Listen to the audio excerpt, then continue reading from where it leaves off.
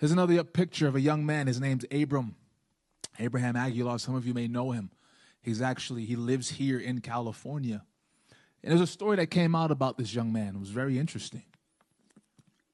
As a youth, all he wanted to do was to be a professional soccer player. But during his games in school, he broke his collarbone. And this pretty much messed up everything. He lost all of his hope. His dreams kind of fell out.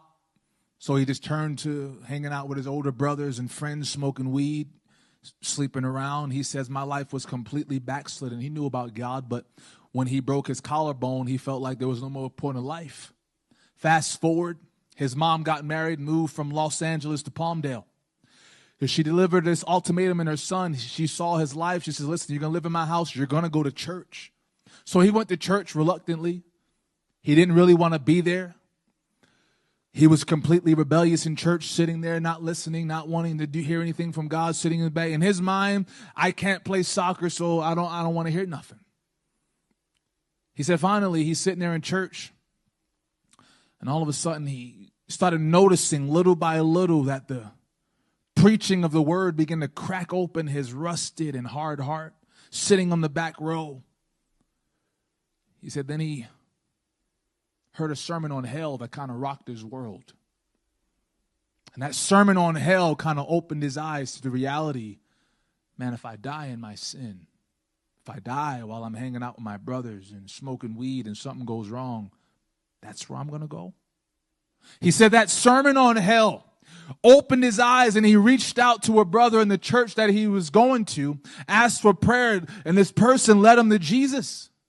So he gets saved, and now that same guy that led him to Jesus said, hey, come to this men's seminar.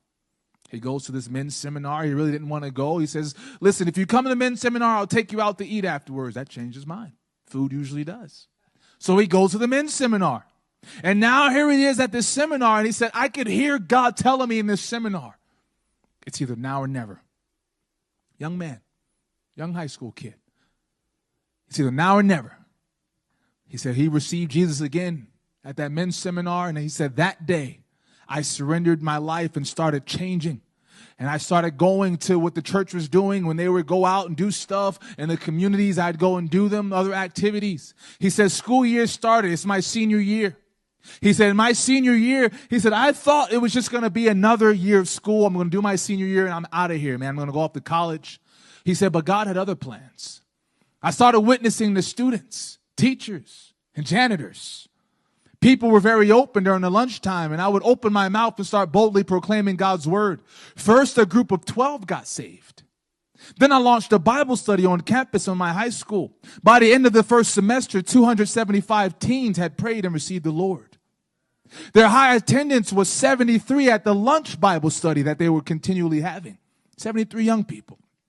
It was so big, we had to move from a classroom to now having our Bible studies in the gym. The second semester, he said, I got even bolder. I began to preach in the school square outside, and I saw 70 students respond. And by the end of the school year, there was a number of 895 high schoolers that gave their life to Christ. He said, I didn't go to church thinking I was going to change.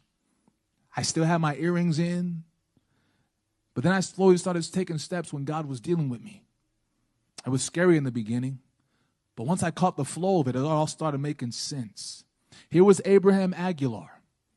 He was a backslidden pothead, smoking weed, mad at God because he couldn't play soccer. But as a simple response of just saying, I'm going to give Jesus my life at an altar, he turned into this evangelizing machine as a senior at Palmdale High School. Over 895 students getting saved in the 2023-2024 school year. And he said, everything changed when I attended the Potter's House Church in Palmdale, California. He's one of you. He's one of us. What about you? What about you? Why can't that be your story?